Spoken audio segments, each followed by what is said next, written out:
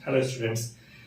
तो आज के हम अपने चैप्टर में अपने टॉपिक में लेंगे qualitative analysis of organic compounds. ठीक है, तो क्वालिटेटिव अब एनालिसिस ऑर्गेनिक कंपाउंड का या किसी भी कंपाउंड का इनऑर्गेनिक हो या ऑर्गेनिक हो, दो तरीके के होते हैं। क्वालिटेटिव होता है जिसमें उसके एलिमेंट जो जो प्रेजेंट है उनकी प्रेजेंस का पता लगाया जाता है, और दूसरा होता है क्वांटिटेटिव एनालिसिस, यानी कितने अमाउंट में वो प्रेजेंट है उसका पता लगाया जाता है। तो आज हम डिस्कशन करेंगे क्वालिटेटिव एनालिसिस के लिए।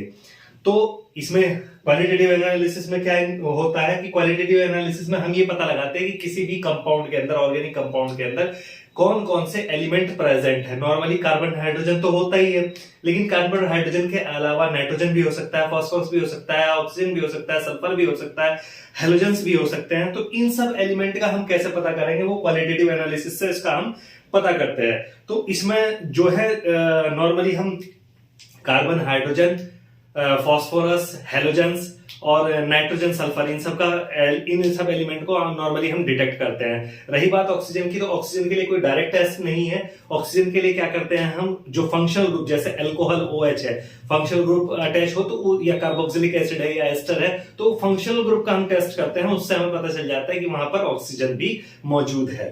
ठीक है, तो सबसे पहले हम इसमें लेंगे detection of carbon and hydrogen. First,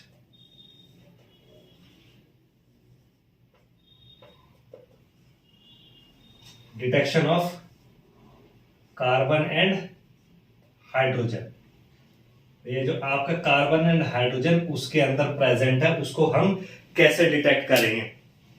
तो इसके लिए क्या करते हैं हम कि एक्स अमाउंट हम ले लेंगे, कोई भी एक्स अमाउंट, 1 ग्राम 2 ग्राम या स्मॉल मिलीग्राम क्वांटिटी में भी हम ले लेंगे। अपना जो ऑर्गेनिक कंपाउंड है उसकी एक्स अमाउंट ले ली, X amount of organic compound, X gram of organic compound, ये हमने ले लिया x gram of organic compound, और 2x gram of carbon hydrogen के डिटेक्शन के लिए कॉपर ऑक्साइड, यानी कि ट्वाइस लेंगे कॉपर ऑक्साइड, ट्वाइस लेंगे 2x, x ग्राम और 2x ग्राम, ये लेंगे, इतना ले लेंगे और इन दोनों को मिक्स कर लेंगे एक टेस्ट ट्यूब के अंदर। ठीक है, अब टेस्ट ट्यूब के अंदर हम इसको मिक्स कर लेंगे। ये हमारी टेस्ट ट्यूब है। ठीक है, और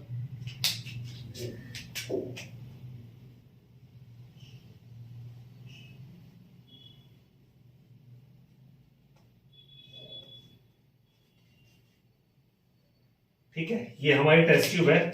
टेस्ट ट्यूब के अंदर हमारा ऑर्गेनिक कंपाउंड भी है,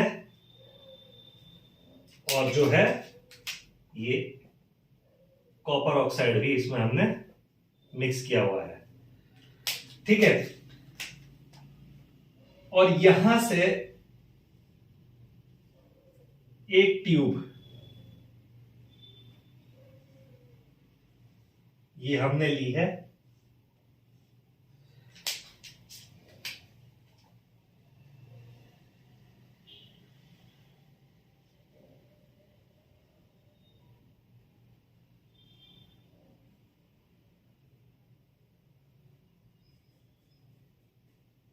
ठीक है।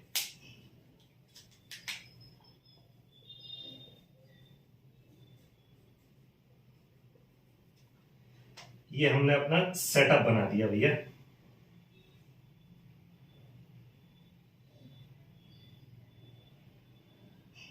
ये कॉर्क लगा हुआ है।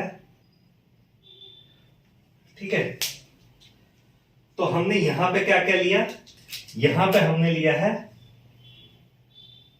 अपना organic compound plus copper oxide का मिक्सचर हमने लिया है इसके अंदर। ठीक है, और ये हमारा बर्नर है,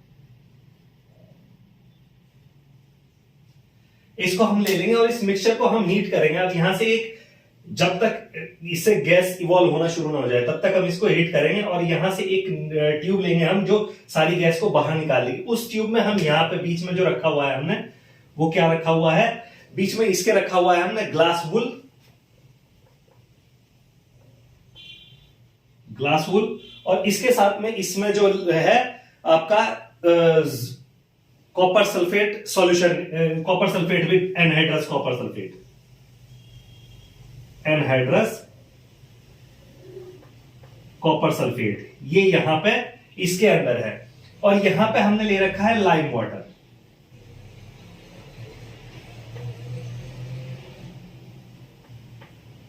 ठीक है, calcium hydroxide, lime water, calcium hydroxide, ये ले रखा है। अब हम इसको बर्नर को हीट करेंगे, बर्नर से इसके टेस्ट ट्यूब को हीट करेंगे। हीट करेंगे तो क्या होगा, जो इसके साथ रिएक्शन होगी, अब कॉपर ऑक्साइड के साथ जो कार्बन और हाइड्रोजन प्रेजेंट है वहां पे, उसकी रिएक्शन होगी कॉपर ऑक्साइड के साथ में। मैं इरेज कर देता हूं और रिएक्शन लिख देता हूं। ठीक है,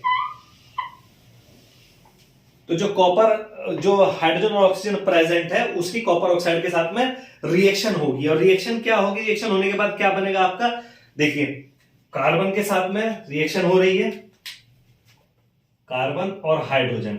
ठीक है, इसके साथ में रिएक्शन होगी कॉपर ऑक्साइड की 2CuO, तो यहां पे क्या बनेगा, कॉपर आपका निकल गया प्लस CO2, ये गैस निकलेगी। और CuO के साथ जब इसकी रिएक्शन होगी हीट करने पर, तो यहां पर आपका क्या निकलेगा, कॉपर निकला प्लस H2O। अब ये है वेपर्स, इतना हीट किया कि इसकी वेपर्स निकलेंगी। ठीक है, अब जब ये निकलेंगी, यहां से वेपर्स निकलेंगी और ये निकलेगी तो यहां जाएगी। अब ये जो ग्लास बुल है ये ट्रैप कर लेगी सारी वेपर्स को, और यहां पे जो कॉपर सल्फेट है, ये कॉपर सल्फेट इन वेपर्स के साथ में रिएक्ट करेगा। मैं यहां पे लिख देता हूं, अब कॉपर सल्फेट इन वेपर्स के साथ में रिएक्ट करेगा, CuSO4 प्लस 5H2O, तो ये क्या बनाएगा, CuSO4 5H2O, hydrated copper sulphate बनाएगा। और ये कलर का अभी कैसा है, अभी तो ये व्हाइट है, ये कैसे कलर का हो जाएगा, ब्लू कलर का। तो जैसे ही ये यहां पे ब्लू कलर आए तो इंडिकेशन हो गया कि भाई हमारा हाइड्रोजन ऑर्गेनिक कंपाउंड के अंदर प्रेजेंट है, हाइड्रोजन प्रेजेंट है, क्योंकि वाटर वेपर से ये हाइड्रेटेड कॉपर सल्फेट बन गया और इसका ब्लू कलर आ गया। ब्लू कलर जैसे ही आएगा, इसका कॉपर सल्फेट का कलर ब्लू होगा, तो ये इंडिकेट करेगा कि हमारा वाटर वहां पे हाइड्रोजन प्रेजेंट है। अब उसके बाद लेकिन कार्बन डाइऑक्साइड यहां ट्रैप नहीं होती है, कार्बन डाइऑक्साइड इससे पास हो जाती है। जैसे ही कार्बन डाइऑक्साइड इसके अंदर जाती है, ठीक है, जैसे ही कार्बन डाइऑक्साइड आपकी इसके अंदर जाएगी, अब क्या होगा, कार्बन डाइऑक्साइड जब इसके अंदर जाएगी तो वो चूने के पानी के साथ, लाइम वाटर चूने के पानी के साथ में रिएक्शन करेगी और उसको मिल्की व्हाइट कर देगी। ठीक है, तो क्या बन जाएगा, कैल्शियम कार्बोनेट बनेगा, जो मिल्की व्हाइट बनेगा। तो चूने के पानी के साथ रिएक्शन होगी, कॉपर सल्फेट, सॉरी ये कैल्शियम हाइड्रोक्साइड प्लस CO2। ठीक है, तो यहां पर प्रोडक्ट क्या बनेगा, कैल्शियम कार्बोनेट प्लस H2O। अब ये कैसा होगा, ये मिल्की व्हाइट हो जाएगा। इसकी वजह से जो है उसका चूने का पानी का कलर कैसा हो जाएगा, मिल्की व्हाइट। जैसे ही आपको यहां पे मिल्की व्हाइट कलर मिले,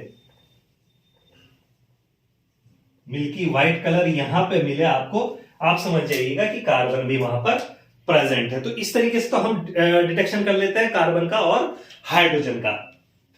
ठीक है, देन इसके बाद हम नेक्स्ट आ जाएंगे कार्बन हाइड्रोजन के डिटेक्शन के बाद, डिटेक्शन ऑफ नाइट्रोजन।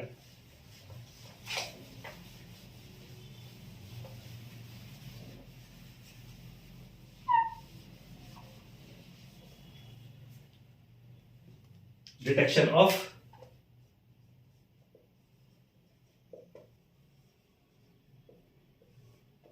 नाइट्रोजन। ठीक है, नाइट्रोजन एन, यानी कि अब कार्बन हाइड्रोजन के अलावा हमारा नाइट्रोजन वहां पर प्रेजेंट है कि नहीं है, उसको हम डिटेक्ट करेंगे। तो डिटेक्ट करने के दो मेथड हैं, एक सोडा लाइम मेथड है और एक लेस्नेज टेस्ट है। तो सोडा लाइम मेथड इतना इंपॉर्टेंट नहीं है, लेस्नेज टेस्ट जो है वो बहुत ज्यादा इंपॉर्टेंट है, क्योंकि लेस्नेज टेस्ट से ही हमारा सोडियम एक्सट्रैक्ट बनता है या लेस्नेज एक्सट्रैक्ट बनता है, और वही लेस्नेज एक्सट्रैक्ट हम यूज करते हैं आगे सभी एलिमेंट के, ऑलमोस्ट सभी एलिमेंट के डिटेक्शन के लिए, लेस्नेज एक्सट्रैक्ट। ठीक है, तो लेस्नेज एक्सट्रैक्ट पे हम बाद में आएंगे। पहला इसमें पार्ट होता है soda lime extract. First part है सोडा लाइम ठीक है। तो सोडा लाइम टेस्ट के साथ क्या होता है, इसमें क्या है, सोडियम हाइड्रोक्साइड और CaOA, calcium oxide, sodium hydroxide और कैल्शियम ऑक्साइड का जो है मिक्सचर, उसको हम क्या बोलते हैं, soda lime. Sodium hydroxide plus CaO, ये पूरा क्या कहलाता है, सोडा लाइम। इसको हम बोलते हैं सोडा लाइम। तो इसमें क्या होता है कि अगर हमारा सोडा लाइम क्या है, इस जब भी ये ऑर्गेनिक कंपाउंड के साथ में इसकी रिएक्शन हम कराएंगे तो हमें क्या मिलना शुरू हो जाएगा, अमोनिया गैस इवॉल्व होगी, वहां पे अमोनिया गैस इवॉल्व होगी। एग्जांपल के लिए मैं एक रिएक्शन ले लेता हूं, जैसे CH3CONH2, ठीक है, ये NaOH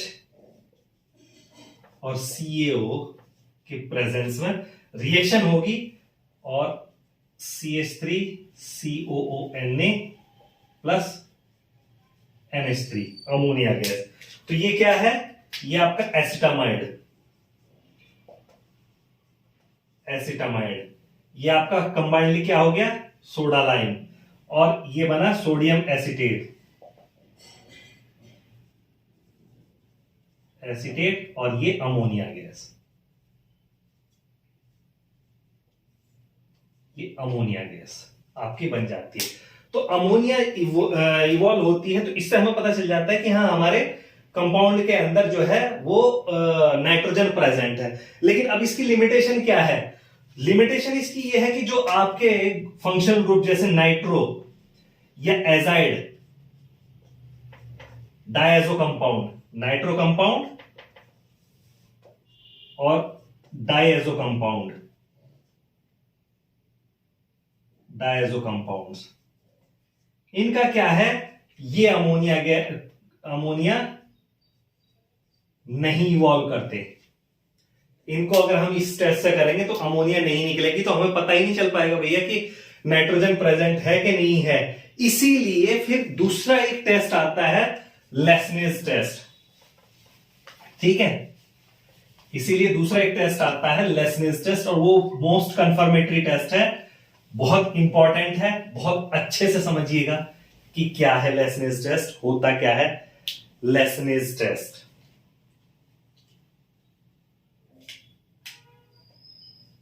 second part, LASS, Lassaigne's, LASSAIGNE, Lassaigne's test,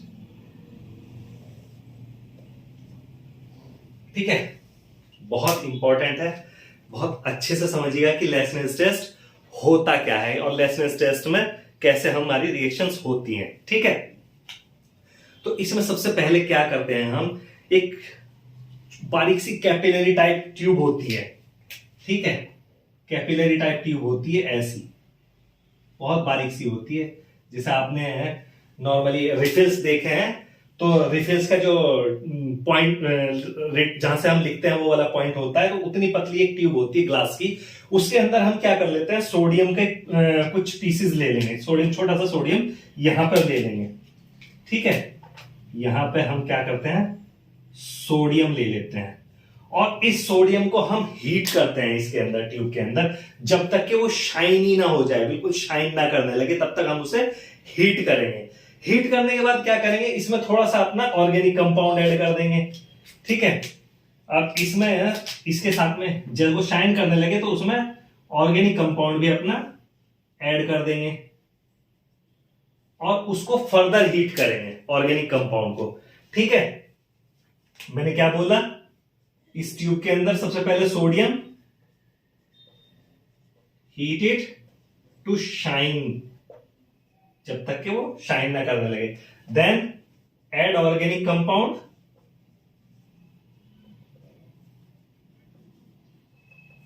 and heat it again, ठीक है। अब इसको फिर से हीट करेंगे, कब तक, जब तक कि रेड हॉट ना हो जाए ये ट्यूब, टू रेड हॉट, यहां से जब तक कि ये रेड हॉट ना हो जाए, ठीक है। अब उसको क्या करेंगे, उसके बाद इसको हम क्या कर देंगे, प्लंज कर देंगे, यानी कि एक डिश पेट्री उसके क्रूसिबल, क्रूसिबल के अंदर, क्रूसिबल क्या होती है, चीनी मिट्टी की बनी हुई एक बर्तन होता है इस तरह का, ठीक है, क्रूसिबल। इसके अंदर हम क्या ले लेंगे, डिस्टिल वाटर, क्रूसिबल है और इसके अंदर क्या है हमारा, यह है डिस्टिल्ड वाटर, डिस्टिल वाटर ले लेंगे इसके अंदर, ठीक है।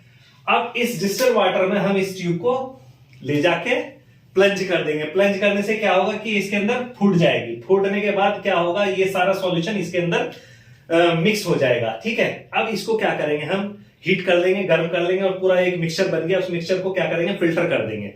अब वो फिल्टर करने के बाद जो हमारे पास आया, ठीक है, कूल करके कूल करेंगे इसे, ये ट्यूब इसमें क्या करेंगे, प्लंज, एंड देन सॉल्यूशन को क्या कर लेंगे, cool and filter, filter solution. अब ये जो फिल्टर सॉल्यूशन है इसी को हम क्या बोलते हैं, इसी को हम बोलते हैं सोडियम एक्सट्रैक्ट या लेसनेज एक्सट्रैक्ट। इसको हम क्या बोलते हैं,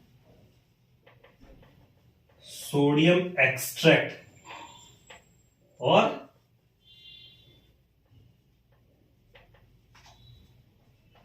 लेसनेज एक्सट्रैक्ट।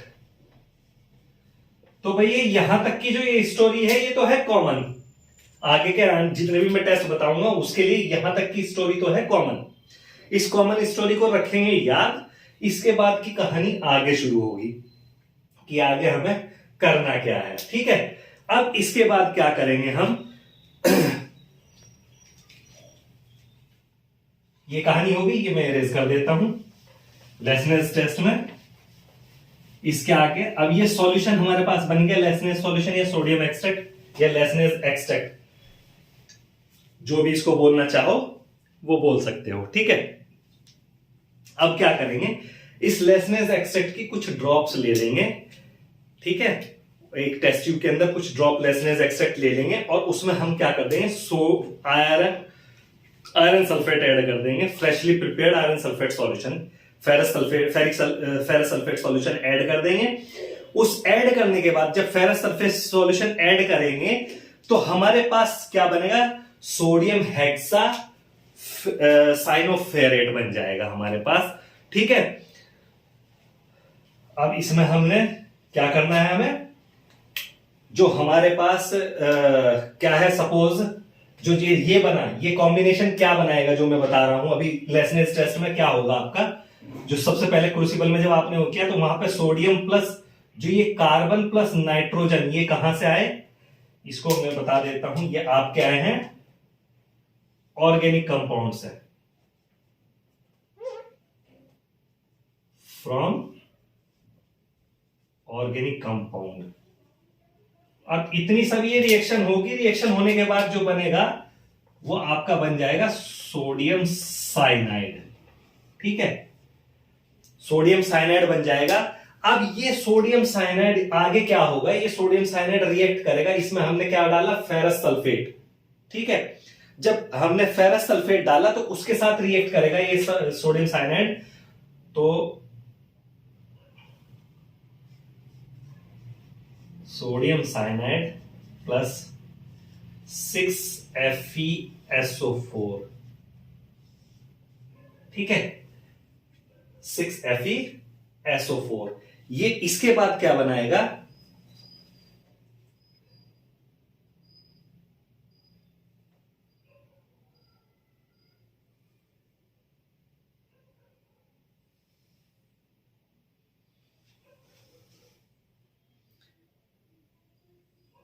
सॉरी FeSO4 मैंने ज्यादा ले लिया, मैं कंफ्यूज हो रहा था। सोडियम साइनाइड के 6 एटम होंगे और FeSO4, ठीक है। तो यहां से आपके पास क्या बन जाएगा, आपका एक बनेगा आपका Na4 FeCN6, ये बन गया, प्लस Na2SO4 सोडियम सल्फेट। तो इसका नाम है सोडियम हेक्सासाइनो फेरेट, ये बन जाएगा फेरेट 2, सोडियम हेक्सासाइनो फेरेट 2, ये बनेगा आपका सोडियम हेक्सासाइनो फेरेट 2। अब क्या होगा कि जब ये बनेगा, अब ये मिक्सचर पूरा बन गया। अब इस मिक्सचर में मैंने क्या कहा पहले कि लेसनेस सॉल्यूशन बनाया या लेसनेस एक्सट्रैक्ट बनाया, वो एक्सट्रैक्ट में क्या है सोडियम साइनाइड, वो सोडियम साइनाइड में थोड़ा सा फेरस सल्फेट ऐड कर दिया, फेरस सल्फेट ऐड कर दिया तो सोडियम हेक्सासाइनोफेरेट बन गया और सोडियम सल्फेट वहां पे है। अब इस मिक्सचर में जब हम FeCl3 डालेंगे, ठीक है, तो क्या डालेंगे, तो फेरिक फेरोसाइनेट बनेगा हमारा FeCl3। अब हम इस मिक्सचर में ऐड करेंगे, ठीक है। अब इस मिक्सचर में हम क्या करेंगे, FeCl3 ऐड करेंगे, तो FeCl3 ऐड करेंगे और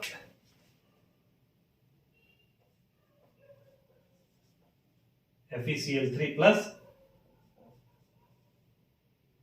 Na4 FeCl6, इसके साथ रिएक्शन होगी FeCl3 की, ठीक है। तो FeCl3 की इसके साथ रिएक्शन होगी, ये 4 एटम ले लेते हैं,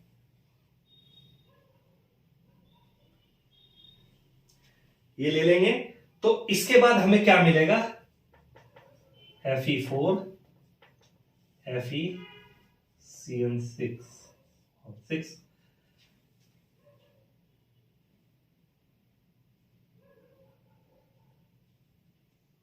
ठीक है, ये हमें मिल जाएगा प्लस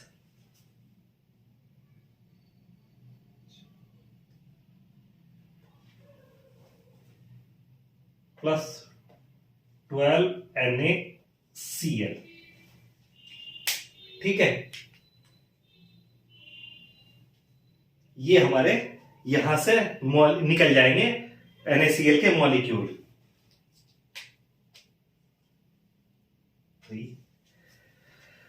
तो इस तरीके से हमारे पास जो है ये 12 NaCl निकल जाएंगे, ठीक है, 12 NaCl, ये 3 से बैलेंस कर दिया मैंने। अब ये जो है, ये आपका ये जो पार्ट है, ये क्या है, फेरिक फेरोसाइनेट साइनाइड, फेरिक फेरोसाइनाइड।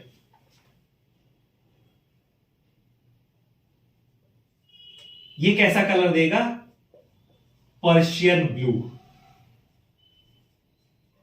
या ग्रीनिश ब्लू, पर्शियन ब्लू या ग्रीनिश ब्लू। अगर ये कलर आ जाए FeCl3 ऐड करने के बाद, FeCl3 ऐड करने के बाद अगर ये कलर आ जाए, कौन सा कलर आ जाए, पर्शियन ब्लू या ग्रीनिश ब्लू, जिसमें थोड़ी सी ग्रीन की शेड हो, ब्लूइश कलर का हो, ये कलर आ जाए तो आप समझ लीजिएगा कि आपके जो कंपाउंड है उसके अंदर नाइट्रोजन भी प्रेजेंट है, ठीक है।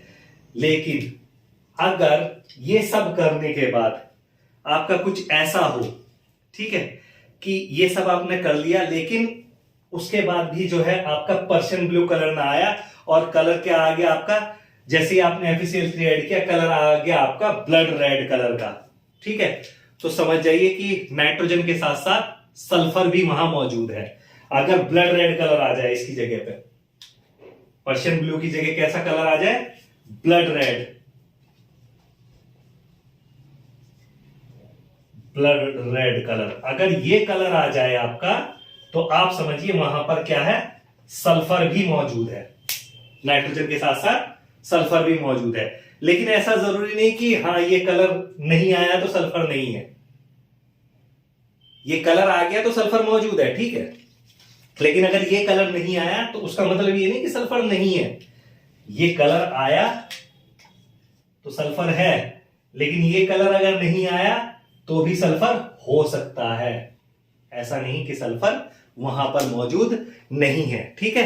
तो इस चीज को ध्यान रखेंगे कि ब्लड रेड कलर अगर नहीं आता तो सल्फर मौजूद नहीं है। अब ऐसा क्यों होता है कि भाई ब्लड रेड कलर नहीं आता, जब आपने ये सब किया तो ब्लड रेड कलर नहीं आता। तो जब आप लेसनेस सॉल्यूशन बना रहे हैं या लेसनेस एक्सट्रैक्ट बना रहे हैं या फिर आप कहें सोडियम एक्सट्रैक्ट बना रहे हैं, अगर आपने वहां गलती से सोडियम की क्वांटिटी थोड़ी सी ज्यादा ले ली तो वो सोडियम क्या करता है, वो सोडियम आपके पहले तो लेस अगर प्रेजेंट है तो क्या बनाएगा, सबसे पहले अगर सल्फर भी प्रेजेंट है तो क्या हो जाता है वहां पर आपका, ये हो जाता है कि अभी तो मैंने कहा था कि NaCN बनता है Na plus C plus N plus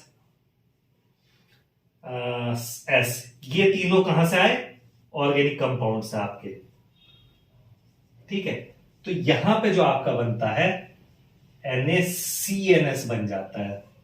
ठीक है, अब ये NaCNS अगर वहां पर सोडियम की क्वांटिटी ज्यादा है तो वो क्या करेगा, फर्दर इसके साथ रिएक्ट कर जाएगा, NaCNS प्लस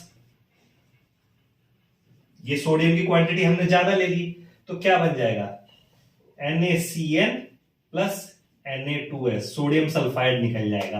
तो जिसकी वजह से क्या है, वो इसका टेस्ट नहीं देगा, वो रेड ब्लड रेड कलर नहीं आएगा। ब्लड रेड कलर आता है किसकी वजह से, इसके जब ये वहां पे प्रेजेंट है तो ये क्या है, आगे FeCl3 से रिएक्शन करके क्या देगा, ब्लड रेड कलर देगा ऑन रिएक्टिंग विद FeCl3। जब FeCl3 के साथ FeSO4 FeCl3 के साथ रिएक्ट करेंगे तो ये क्या देगा, ब्लड रेड कलर देगा। लेकिन अगर ब्लड रेड कलर नहीं आता तो इसका मतलब वहां पर हमने सोडियम एक्सेस यूज किया है और इसने इसको क्विंच करके क्या है, वापस से सोडियम साइनाइड बना दिया, और जिसकी वजह से इसका परसेंट ब्लू ही कलर आएगा। तो वहां पर नाइट्रोजन की डिटेक्शन तो होगी लेकिन सल्फर की डिटेक्शन नहीं हो पाती है। ठीक है, तो अब सल्फर की डिटेक्शन इस तरीके से नहीं हो सकती, तो अब हम सल्फर को कैसे डिटेक्ट करेंगे, तो नेक्स्ट हमारा जो रहेगा वो यही रहेगा कि सल्फर की डिटेक्शन हम कैसे करेंगे। नेक्स्ट हमारा डिटेक्शन ऑफ सल्फर।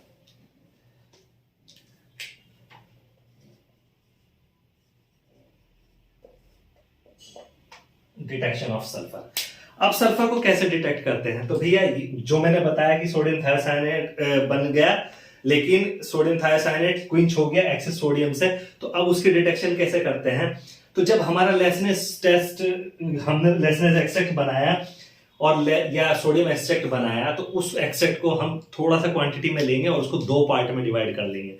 अब दो पार्ट में डिवाइड करके क्या करेंगे, एक में हम ऐड कर देंगे सोडियम नाइट्रोप्रोसाइड। ठीक है, सोडियम नाइट्रोप्रोसाइड, इसको पहले को हम बोलेंगे सोडियम नाइट्रोप्रोसाइड टेस्ट, ए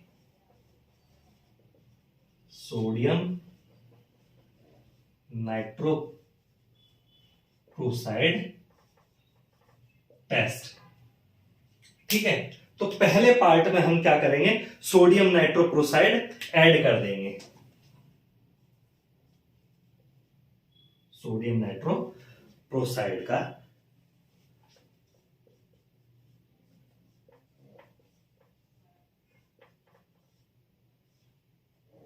यह है आपका सोडियम नाइट्रोप्रोसाइड। तो जो हमारा लेसनेस सॉल्यूशन था, जो उसमें हम सोडियम नाइट्रोप्रोसाइड ऐड कर देंगे। हम मान के चलते हैं कि वहां पर तो ये रिएक्शन होगी। अब ये रिएक्शन होगी तो आपका जो है प्रोडक्ट क्या बनेगा इसमें। अब इसकी रिएक्शन होने के बाद जो हमारा प्रोडक्ट बनता है तो वो क्या रहता है हमारा प्रोडक्ट, सोडियम नाइट्रोप्रोसाइड के साथ में प्लस 2Na भी है हमारा, जो हमने एक्सेस ऐड किया है इसमें, प्लस 2Na। तो हमारा क्या निकलता है इसमें, प्रोडक्ट हमारा निकलता है, फिर से लिख देता हूं एक ही लाइन में रहे तो ज्यादा अच्छा।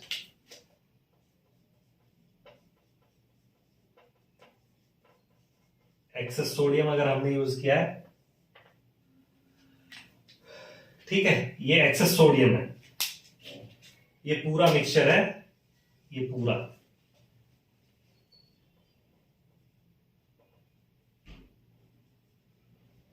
लेसनेस एक्सट्रैक्ट, ठीक है, इसको हम क्या बोलते हैं, लेसनेस एक्सट्रैक्ट। तो अब ये रिएक्ट करेगा और रिएक्ट करने के बाद क्या बनाएगा आपका, ये वायलेट कलर देगा। सोडियम जो इसका सल्फर जो है वो यहां पे नाइट्रो के साथ में, नाइट्रोक्लोराइड के साथ में रिएक्ट करेगा और क्या बनाएगा, Na4 FeCN6 NOS, ये बना देगा, ठीक है। सल्फर यहां पे रिएक्ट कर जाएगा और ये बना देगा प्लस Na2S, तो निकल ही रहा है। तो ये जो है ये कैसा कलर देगा, वॉयलेट कलर। अगर सोडियम नाइट्रोक्लोराइड के साथ रिएक्शन करने पर आपका वॉयलेट कलर आ जाए तो समझ लेना कि वहां पर सल्फर भी मौजूद है, वॉयलेट कलर अगर आ जाए, ठीक है, ये सल्फर भी मौजूद है। इसके अलावा दूसरा होता है लेड एसिटेट टेस्ट, ये समझ में आ गया।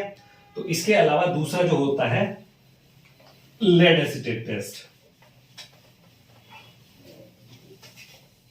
सेकंड होता है लेड एसिटेट।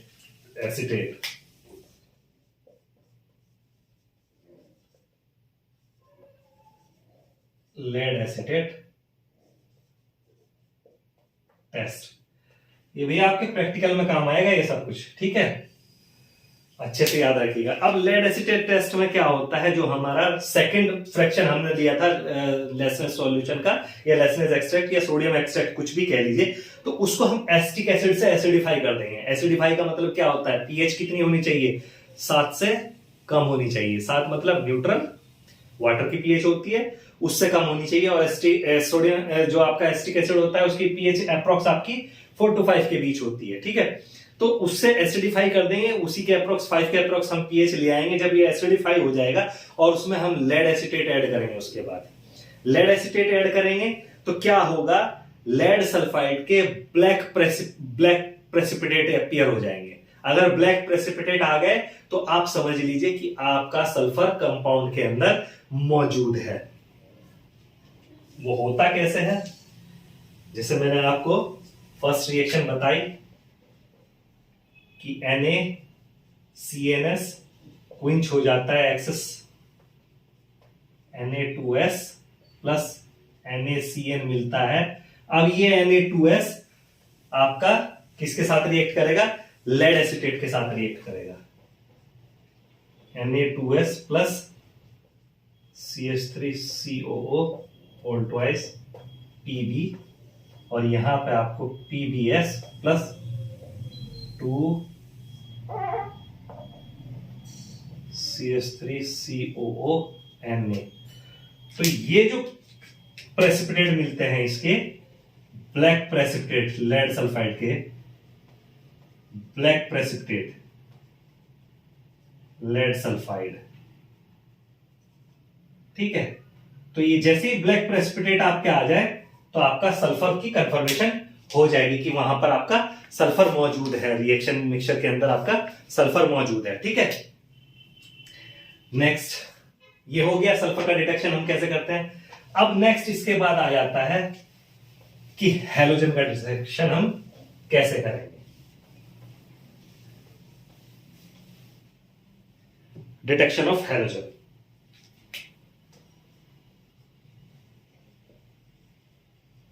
हैलोजन्स, तो भाई नॉर्मली आपकी हैलोजन कौन सी होती है, क्लोरीन, ब्रोमीन, आयोडीन, यही नॉर्मली आपको डिटेक्ट करनी है, ठीक है। क्लोरीन, ब्रोमीन, आयोडीन टेस्ट कैसे करते हैं, उसके लिए बड़ा सिंपल सा है कि जो आप मैंने बताया कि आपको सोडियम एक्सट्रैक्ट तो याद रखना ही है, लेसनेस एक्सट्रैक्ट तो याद रखना ही है, क्योंकि उसी से होगा सब कुछ। लेसनेस एक्सट्रैक्ट आप बनाएंगे, जो लेसनेस एक्सट्रैक्ट आप बनाते हैं तो उसमें क्या होता है, अगर कंपाउंड के साथ आपकी हैलोजन है तो वो सोडियम जो कंपाउंड आप ले रहे इनिशियली, वो सोडियम क्या करेगा, आपकी हैलोजन के साथ, हैलोजन को मैं जनरल एक्स से लिख देता हूं, तो सोडियम हैलाइड बना लेगा,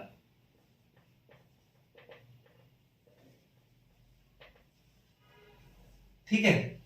अब जैसे ही ये सोडियम हैलाइड बना लेगा तो उस लेसनेस सॉल्यूशन में जैसे ही हम क्या डालेंगे अपना, उसको कंसंट्रेट कर, पहले हम क्या करेंगे, एसिडिफाई करेंगे कंसंट्रेटेड नाइट्रिक एसिड से। अब ऐसा क्यों करते हैं कि भाई कंसंट्रेटेड नाइट्रिक एसिड से हम उसे एसिडिफाई करें। सपोज आपके किसी भी कंपाउंड को आपने लिया और उसमें सल्फर भी प्रेजेंट है, ठीक है, तो जो सल्फर जब प्रेजेंट होता है, तो जैसे मैंने आपको रिएक्शन बताई थी कि सल्फर के साथ में क्या होता है, Na और नाइट्रोजन भी प्रेजेंट है, सल्फर भी प्रेजेंट है और नाइट्रोजन भी प्रेजेंट है।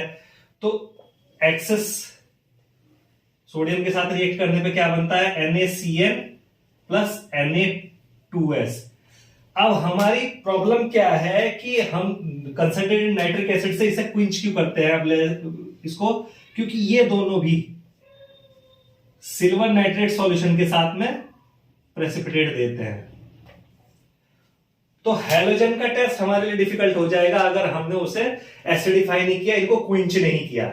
ये दोनों अगर प्रेजेंट है, सल्फर और नाइट्रोजन अगर वहां पर प्रेजेंट है, तो इनको क्विंच करना जरूरी है। इनको क्विंच करने के लिए ही हम उसमें क्या करते हैं, कंसंट्रेट नाइट्रिक एसिड डाल देते हैं, एसिडिफाई कर देते हैं उससे। अब कंसंट्रेट नाइट्रिक एसिड के साथ एसिडिफाई होने पे क्या होगा, जो आपका ये NaCN है, ये कंसंट्रेट नाइट्रिक एसिड के साथ रिएक्शन करेगा, ठीक है, HNO3 के साथ रिएक्शन करेगा और क्या बनाएगा, NaNO3 प्लस HCN। ये गैस है, लिबरेट हो जाएगी, तो आपका नाइट्रोजन का डिटेक्शन नहीं होगा। इसी तरह ये आपका जब HNO3 के साथ रिएक्ट करेगा तो ये क्या बनाएगा, 2NaNO3 प्लस H2S, और ये भी गैस है, ये भी आपकी निकल जाएगी उसके सॉल्यूशन के अंदर से। तो सल्फर और नाइट्रोजन के टेस्ट वहां पे नहीं मिलेंगे। तो अब हम इजीली जब सिल्वर नाइट्रेट सॉल्यूशन ऐड करेंगे तो सिर्फ इन्हीं के जो है प्रेसिपिटेट हमें मिलेंगे, silver bromide, silver chloride, silver iodide के अलग अलग कलर के प्रेसिपिटेट मिलेंगे। तो अब हम क्या करेंगे इसमें, सबसे पहले लेसनेस टेस्ट के लिए क्या करेंगे, अब लेसनेस सॉल्यूशन को या लेसनेस एक्सट्रैक्ट या सोडियम एक्सट्रैक्ट, फर्स्ट पॉइंट क्या है, एसिडिफाई सोडियम एक्सट्रैक्ट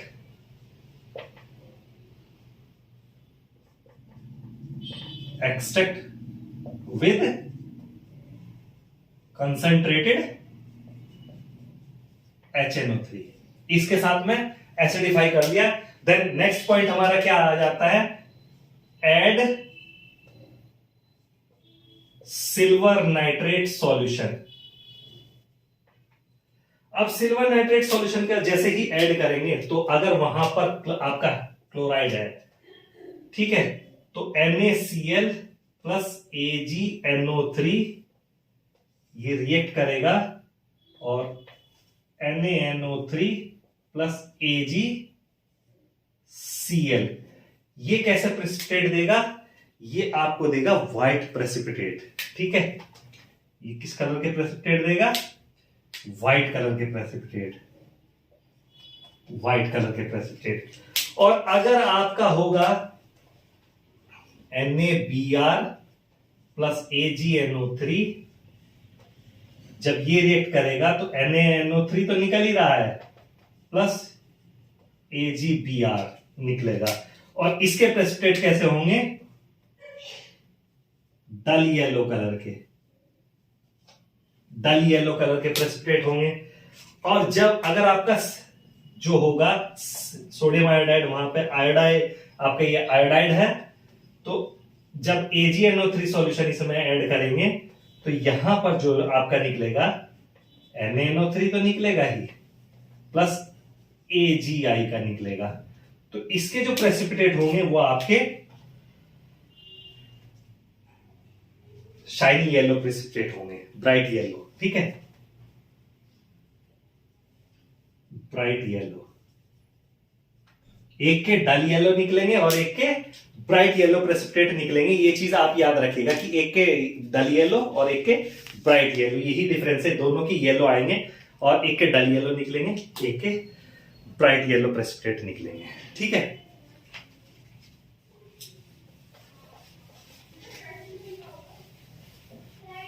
याद रहेगा क्यों क्विंच करते हैं, HNO3 से, कंसंट्रेट HNO3 से क्यों क्विंच करते हैं? क्योंकि अगर सल्फर और नाइट्रोजन वहां पर प्रेजेंट है तो उसका टेस्ट ना आए, सिल्वर के साथ में वो प्रेसिपिटेट ना बनाए, तो इसलिए उसको हम पहले ही क्विंच कर देते हैं कि आपका जो है उसका टेस्ट नहीं मिलेगा आपको। ठीक है, देन इसके बाद आ जाता है आपका डिटेक्शन ऑफ फॉस्फोरस। ठीक है, इसके बाद आ जाता है डिटेक्शन ऑफ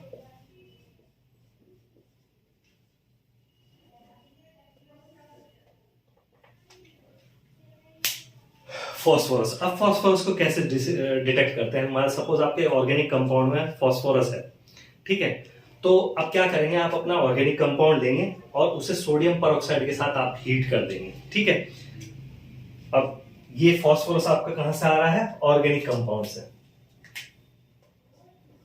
फॉस्फोरस ये कहां से है? ऑर्गेनिक कंपाउंड से। Na2O2 सोडियम परऑक्साइड के साथ में आपने इसे हीट किया तो आपका क्या बनेगा? Na2PO3, Na2PO4। इक्वेशन को बैलेंस कर लीजिए। Na2 तो यहां से आ रहा है, P भी यहां से आ रहा है, ठीक है, इसको 2P5 2, ठीक है, 5 2 10 4, ओके, प्लस Na2 2Na2, ये हो गया बैलेंस। 5 दूनी 10, 2 दूनी 4, 2 दूनी 4, 2 दूनी 8, सोडियम हुए 8।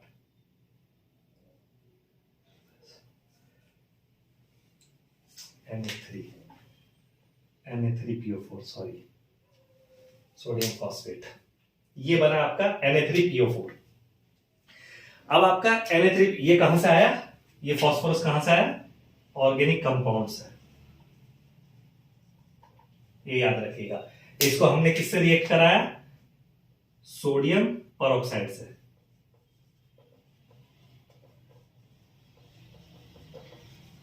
इसकी सोडियम परऑक्साइड से हमने रिएक्शन करा दी। ठीक है, अब क्या होगा? अब ये फ्यूज्ड एक्सट्रैक्ट जो है हमारा, ये जो बना यहां पे, ये फ्यूज्ड एक्सट्रैक्ट, ये पूरा क्या है?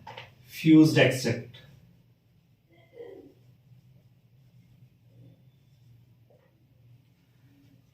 इसको क्या कर रहे हैं हम? इस फ्यूज एक्सट्रैक्ट को क्या करेंगे? अब हम बॉईल करेंगे और फिल्टर कर लेंगे। ठीक है, अब उसमें क्या करेंगे? उसमें फिर ऐड कर देंगे कंसंट्रेटेड HNO3 की कुछ ड्रॉप ऐड करेंगे। अब जैसे ही हम ड्रॉप ऐड करेंगे कंसंट्रेटेड HNO3 की, तो येलो कलर आ जाएगा। कंसंट्रेटेड HNO3 डालने पे क्या आएगा? सॉरी, अभी नहीं आएगा। कंसंट्रेटेड HNO3 के बाद हम इसमें अमोनियम मोलिब्डेट भी ऐड करेंगे। तो कंसंट्रेटेड HNO3 डालेंगे, कंसंट्रेटेड HNO3 डाल लेंगे, तो इसके साथ में जो है HNO3 की रिएक्शन होगी। ठीक है, HNO3 की रिएक्शन होगी तो आपका क्या बनेगा? Na3PO4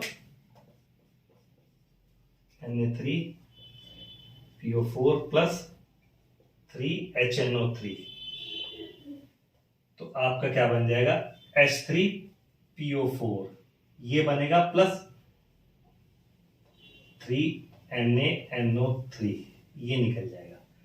अब ये H3PO4 अमोनियम मोलिब्डेट के साथ में रिएक्शन करेगा। फिर इसमें फर्दर हम क्या करेंगे? अमोनियम मोलिब्डेट ऐड करेंगे।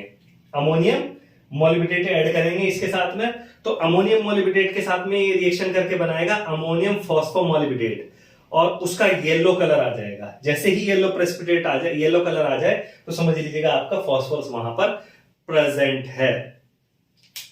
ठीक है, नेक्स्ट रिएक्शन लिखने से पहले मैं ये इरेज कर देता हूं, और यहां पे H3PO4 जो है आपका, H3PO4 जो है वो रिएक्ट करेगा किसके साथ में? हम अब इसमें हम क्या डालेंगे? Ammonium molybdate. ठीक है, तो H3PO4 जो अपनी प्रीवियस रिएक्शन से आया था, plus ammonium molybdate NH4 whole twice MoO4, ये रिएक्ट करेगा 21, ये 12 एटम इसके 12 मॉलिक्यूल, इसके 21 HNO3, इनकी रिएक्शन होगी तो आपका जो प्रोडक्ट बनेगा वो बनेगा NH4 होल थ्राइस PO4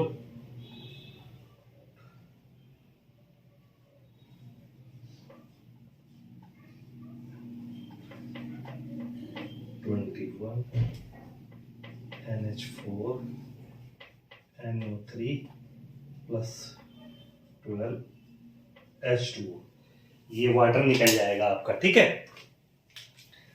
तो इसका नाम है अमोनियम मॉलिबिडेट। ये क्या है? Ammonium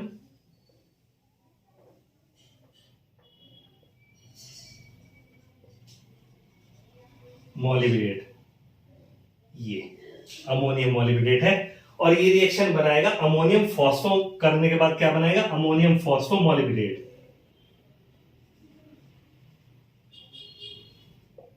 ammonium